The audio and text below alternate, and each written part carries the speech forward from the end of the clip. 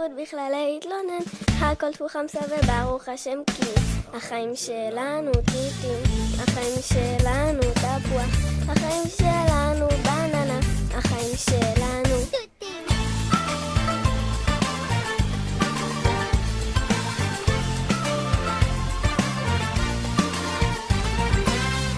שעות של לימודים, קשה לקרוא את המילים, והמצב בציונים, קשה להוציא מעל 60.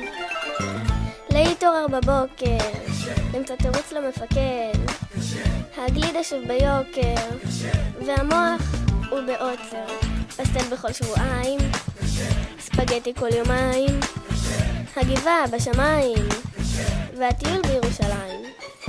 כשהמורה נוקשה, וגם המנהל נוקשה, אז הפכתי לחולה.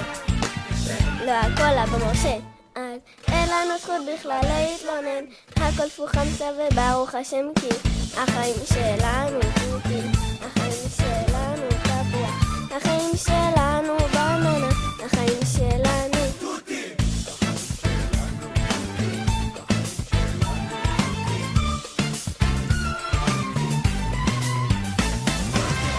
אני בכיתה ה', אני בכיתה ג', אני בגן. לא קשה. קשה לזכור את החודש, קשה לקרוא בקודש, חיים שלמים וחורש, אין פן, אז יש יובש. הסוללה עוזלת, נעשיתי קצת פוזלת, המשפחה גוזלת, ואחותי זוחלת. כל היום על הרגליים, נוסעים על אופניים, קשה עם המיסים, וכולם משועממים, אז אין לנו זכות בכלל להתלונן, הכל טפו חמסה וברוך השם כי החיים שלנו תותים, החיים שלנו תותים, החיים שלנו תותים, החיים שלנו. טוב, דיברנו על הרוע, גיטרנו מספיק, כפינו טובה. עכשיו נחזור אחורה, אל הבסיס, זמן לומר תודה. תודה על הילדים, שאין לי זמן לנוח. תודה על השבת, על 2 בנות ובן.